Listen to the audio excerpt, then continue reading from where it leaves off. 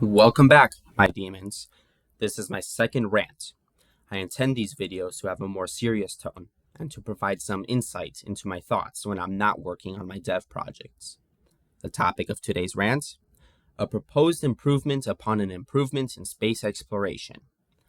Recently, the large YouTuber David Kipping, owner of the channel Cool Worlds, uploaded a video titled "A New Propulsion Method, TARS, also known as TARS. If you haven't seen this video yet, you should go watch it now, as my concepts will build upon the initial idea Sir Kipping proposed. Also, if the video interests you, you should subscribe to his channel, as he creates many high-quality videos about similar topics. Anyways, back to my ideas. I recently saw this video, and in it, Kipping outlines a design for a sun-powered flywheel, which would quickly and cheaply accelerate a probe to a good portion of the speed of light, to be flung at an extrasolar planet. The design essentially uses two flat paddles to catch and reflect the sunlight, causing a rotational force on the system. Given 3 years to spin up, the probe could be launched at the highest theoretical velocity the system could achieve with our current material sciences. In case you think 3 years to accelerate is a long time, other current solutions for solar-powered interstellar travel take centuries or even millennia to achieve their theoretical fastest speeds. Anyways, when I finished this video, I immediately had an intrusive thought. I thought the TAR system seems very inefficient. Before you click away, let me explain myself. The TAR system generates what is called two-phase power. This essentially means that at certain periods of time, the power output, and therefore acceleration, dips down to zero. This has to do with there being only two paddles, meaning occasionally neither of those paddles will be facing the sun. The simple solution would be to make there be three paddles. The problem with this is that with three paddles, the structural stability goes down quite a bit.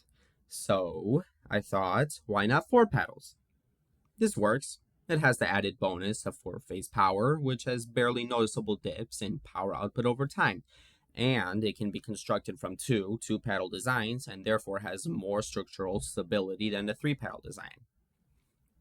Now, normal people might stop here and call it a day, but as you all know, I'm not normal. So, I thought, how can I make this the most efficient possible? It turns out adding more paddles in even increments is not the solution. After a certain number of paddles, which I was too lazy to calculate, the added phase efficiency is nullified by the added weight, and therefore inefficiency, of the paddle. So, infinite paddles does not equal infinite efficiency. But then, I thought, what if it does? When you take infinite paddles, evenly rotated around the center points, wouldn't you just get a cylinder? Then could you not just take this cylinder and hollow it all out, removing much of the excess weight? Well, now the problem is, how do you give the cylinder the same properties as the paddles? You see, the way the original design worked is that when a paddle was facing the sun, the reflective side would create more pushing force than when it was facing away, and the absorptive side, yes, absorptive is a real word, search it up. Anyways, when the absorptive side was facing the sun, it would create less pushing force than the reflective side, meaning that the paddles would spin in one direction. With a cylinder, this is not so easy to do. I was about to give up the thought experiment when I remembered those cool souvenirs you could get from certain places. You know, the ones that show you one image when you tilt a certain way and another image when you tilt the other way.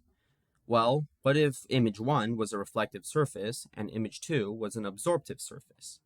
If the TARS system was built with such a material, it would allow you to always perceive half the cylinder as black and the other half as white, no matter how much you spun it. So, in that, you essentially achieve a continuous phase power system. It spins. According to the math, it should only weigh 3.14 times as much as the dual paddle design. And it does not have the same drawbacks as the dual paddle design, as it is continuous power instead of two-phase power. Theoretically, This increase in efficiency should allow a shorter spin-up time for the TARS system, and additionally, the increased structural strength of a cylinder should allow it to spin at a faster maximum speed than when using the same material as the dual paddle design. Let me know what you think in the comments, and I need the nerdier of you to calculate just how much more efficient this design would be, if you please. If you agree with me and think my idea could be a genuine improvement to the TARS system, help me reach Sir Kipping by commenting about his idea in his video outlining the original system. If you are David Kipping, please be aware I found your email address and sent an email detailing the idea more clearly and with slightly smarter lingo. Thank you for watching, and sayonara, my demons.